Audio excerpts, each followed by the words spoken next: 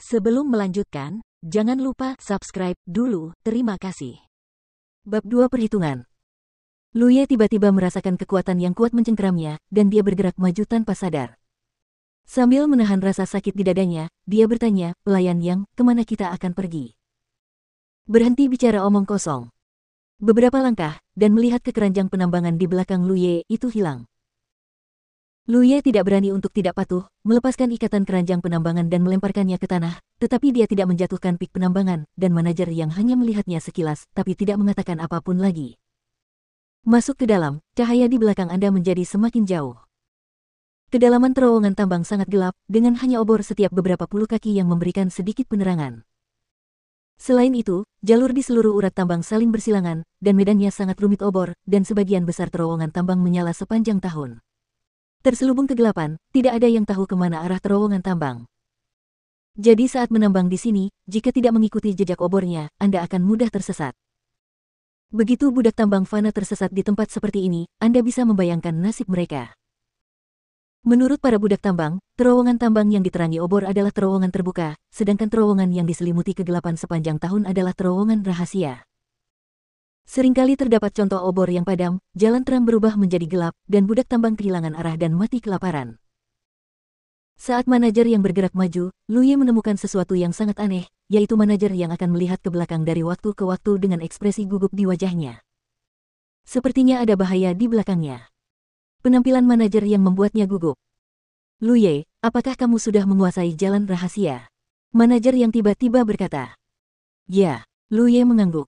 Tidak ada gunanya menyangkal hal ini di depan manajer Yang. Faktanya, tidak hanya Luye yang menguasai beberapa jalan rahasia, tetapi juga para budak yang kuat ditambang. Meskipun jalan terbuka ini aman, tidak banyak tempat yang dapat ditambang. Sebaliknya, ini adalah jalan rahasia yang berbahaya di mana Anda sering dapat menemukan barang bagus. Dengan bantuan jalan rahasia yang kaya sumber daya inilah Luye dapat memperoleh banyak hal setiap hari, jika tidak, dia tidak akan memiliki kontribusi tambahan untuk menukar ki dan pil darah.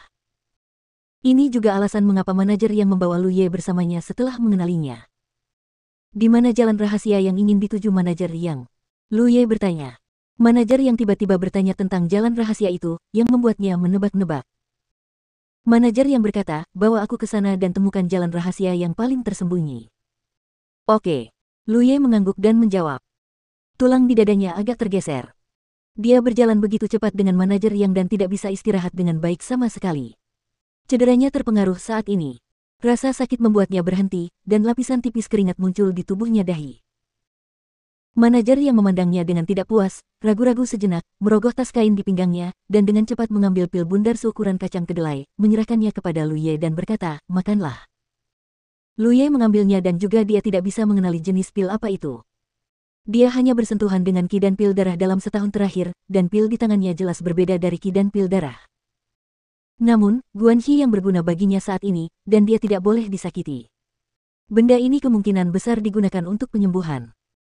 Dia memasukkan obat mujarab ke dalam mulutnya dan mengunyahnya beberapa kali. Ususnya berubah menjadi hijau karena obatnya sangat pahit. "Apa yang kamu lakukan mengunyahnya?" "Telan saja.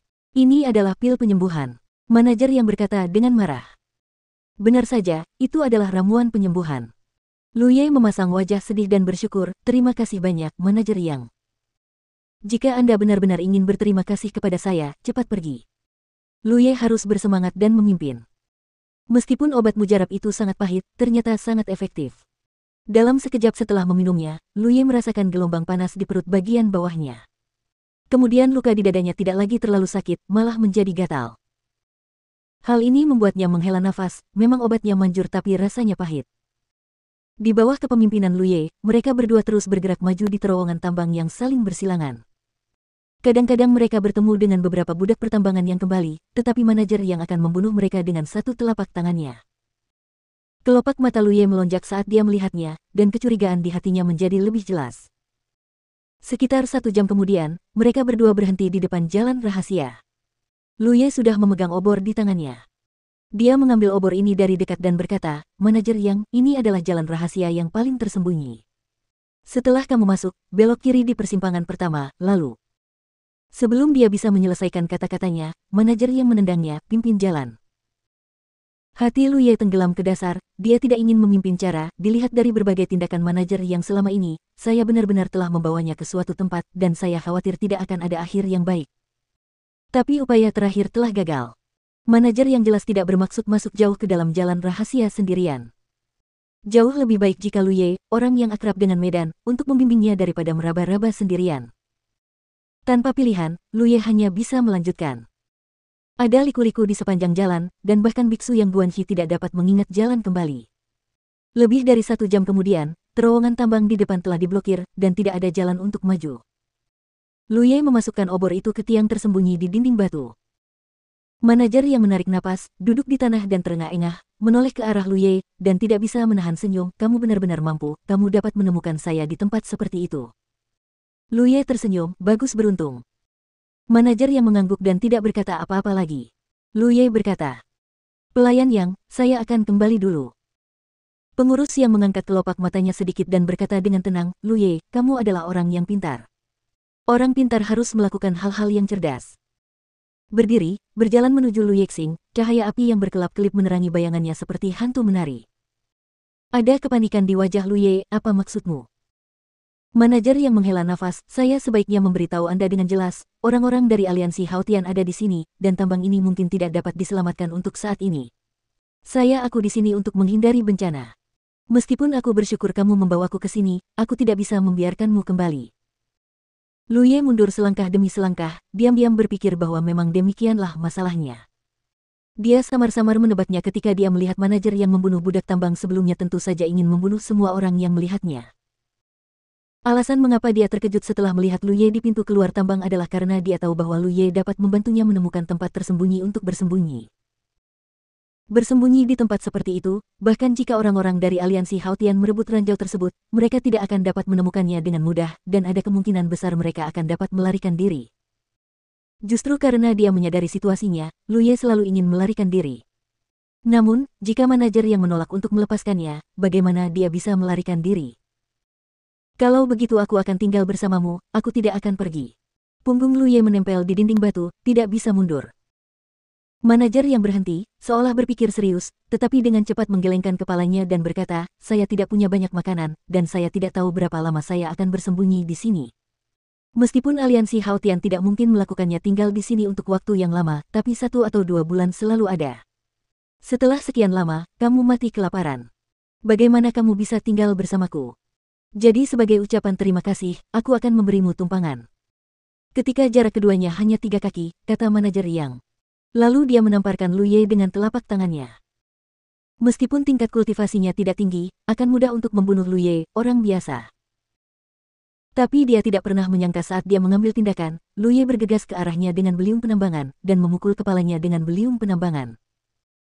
Kekejaman dan ketegasan Luye mengejutkan Guanxi Yang, tapi itu saja. Namun, apa yang terjadi selanjutnya membuatnya takut. Dia tiba-tiba menemukan bahwa kekuatan spiritual di lubang spiritualnya beroperasi dengan cara yang tidak jelas, seolah-olah ada kekuatan yang tidak dapat dijelaskan yang memenjarakan kekuatan spiritual tersebut, dan hanya dapat mengaktifkan jejak yang dapat diabaikan. Penambangan itu datang ke arahnya, dan sudah terlambat bagi manajer yang untuk mundur, jadi dia hanya bisa memblokir telapak tangan yang mengenai Luye di depannya. Terdengar bunyi klik yang tajam, dan alat penambangan itu mengenai lengan manajer yang mematahkan lengannya. Manajer yang tidak bisa menahan diri untuk tidak berteriak dan mundur. Setelah pukulan yang berhasil, hati Luye tiba-tiba menjadi rileks. Sepertinya beberapa rumor yang dia dengar sebelumnya benar, jadi masih ada cara untuk bertahan hidup. Dia pantang menyerah dan maju selangkah demi selangkah. Beliung di tangannya terus berputar, dan dia dipukuli hingga Guanxi yang hampir tidak mampu melawan. Meskipun Guanxi yang adalah seorang biksu dari lembah Siwe, tingkat kultivasinya tidak tinggi, jadi dia mendapat pekerjaan yang mudah dalam mengelola tambang. Dalam hidupnya, dia jarang bertarung dengan berani dengan orang lain tingkat kultivasinya untuk menghancurkannya sesuka hati. Namun, setelah budidayanya sangat ditekan, dia hanya sedikit lebih kuat dari manusia biasa. Ketika dia bertemu seseorang yang kejam seperti Luye, dia langsung dipukuli hingga kebingungan. Sambil menghindari serangan sengit Luye, dia memasukkan tangannya ke dalam tas kain di pinggangnya, lalu mengangkat tangannya, cahaya dingin menyala. Luye terkejut, dan buru-buru berhenti dan menggunakan beliungnya untuk memblokirnya. Cahaya dingin menerpa ujung depan mining pick, dan mining pick yang terbuat dari besi halus terpotong menjadi 2. Lu Yeding melihat ke tangan manajer Yang dan menemukan bahwa dia telah mengambil pedang panjang di beberapa titik. Itulah yang dia keluarkan dari tas di pinggangnya. Manajer Yang mengayunkan pedang di tangannya dengan keras, dan Lu Ye yang terintimidasi tidak berani melangkah maju sesuka hati. Situasi tiba-tiba menemui jalan buntu. Di bagian terdalam terowongan tambang, tubuh Fana dan biksu itu saling berhadapan. Medan gaya magnet. Manajer Yang berteriak dengan gigi terkatup. Hanya dalam waktu singkat, dia telah mengetahui mengapa kekuatan spiritualnya di penjara. Sebenarnya ada sejumlah besar biji metamagnetik di sini. Biji Yuanqi adalah mineral yang sangat langka. Dalam hal kelangkaannya, nilai biji Yuanqi tidak ada duanya di antara mineral ini. Namun, biji magnetik Yuan memiliki karakteristik, yaitu melepaskan medan gaya tanpa bayangan dan tidak terlihat, yang akan membatasi aliran semua kekuatan spiritual dalam jangkauannya. Begitu seorang beku berada dalam medan kekuatan semacam ini, kekuatannya akan sangat berkurang. Budidaya yang Guanxi terbatas, dan dia diselimuti oleh medan gaya magnet ini. Kekuatan spiritualnya hampir sepenuhnya diblokir, dan dia diturunkan dari seorang biksu tingkat tinggi menjadi manusia biasa dalam satu gerakan. Dia tiba-tiba teringat bahwa selama setahun terakhir, Lu Ye kadang-kadang menambang beberapa mineral Yuanqi, tetapi yang lain juga menambangnya, tetapi jumlahnya tidak banyak, jadi dia tidak terlalu memperhatikannya, karena urat ini mengandung berbagai jenis mineral. Tapi sekarang tampaknya Lu Ye selalu mengendalikan lokasi biji Yuanqi dalam jumlah besar, tapi dia tidak menambangnya secara agresif untuk ditukar dengan kontribusi. Dia hanya menambang beberapa bagian sesekali agar tidak diidam-idamkan oleh orang lain benar-benar sangat licik. Apakah kamu berkomplot melawanku? Manajer Yang menjadi gila. Saat ini, dia masih tidak mengerti bahwa Lu Ye sengaja membawanya ke sini. Manusia Fana yang mengira dia akan mengambil nyawa dan mati sebenarnya menunjukkan taringnya kepadanya. Manajer Yang sangat marah. Namun, salah satu lengannya patah dan dia terluka di banyak tempat budidayanya sendiri, dia sebenarnya bukan lawan Lu Ye. Jadi dia membuat keputusan cepat, berbalik dan lari. Melihat pemandangan ini, Lu Ye tiba-tiba merasa tidak enak. Dia hanya tahu sedikit tentang medan gaya Yuanqi. Saat dia menyerahkan biji Yuanqi untuk pertama kalinya, dia mendengar para biksu dari lembah Siwe berbicara tentang karakteristik mineral ini, jadi dia memperhatikannya. Ketika dia melihat Stuart yang membunuh budak pertambangan yang dia temui dengan matanya sendiri di jalan, dia tahu bahwa ini adalah tindakan yang berbahaya, jadi dia membawa Stuart yang ke sini. Sebelum dia mematahkan salah satu lengan Stuart yang, dia tidak yakin apa sedang terjadi di sini. Bisakah medan gaya metamagnetik membatasi kekuatan Guanxi Yang? Untungnya, Jiren memiliki takdirnya sendiri, dan medan magnet Yuan benar-benar menahan Guanxi Yang. Namun, jangkauan medan gaya metamagnetik juga terbatas. Begitu manajer Yang lolos dari jangkauan medan gaya, dia akan mati. Kita tidak boleh membiarkan manajer Yang melarikan diri. Lu Ye patah hati. Dia membungkuk dan mengambil batu seukuran kepalan tangan dan melemparkannya ke manajer Yang. Manajer yang melarikan diri karena malu, tidak pernah menyangka bahwa Lu Ye memiliki tipuan kotor seperti itu. Dia dipukul di bagian belakang kepala dan terhuyung ke tanah. Sebelum dia bisa bangun, angin menderu sudah mencapai telinganya. Manajer Yang buru-buru berbalik dan melihat Lu Ye bergegas ke depan, mengambil beliung penambangan yang setengah dipotong di tangannya. Tidak ada cara untuk menghindarinya sekarang. Antara hidup dan mati, manajer Yang berteriak, "Ayo mati bersama." Pedang panjang di tangannya ditusukkan. Saat berikutnya, kepalanya dihantam oleh beliung penambangan. Lu Ye khawatir dan memukulnya dengan keras beberapa kali. Rasa sakit yang parah datang dari pahanya, dia melihat ke bawah dan melihat pedang panjang tertancap di kakinya. Saya tidak tahu kapan saya ditusuk. Dia tidak merasakannya sama sekali sekarang. Meletakkan alat penambangan di tangannya, Lu Ye duduk di tanah, bernapas berat dan merasakan indahnya hidup.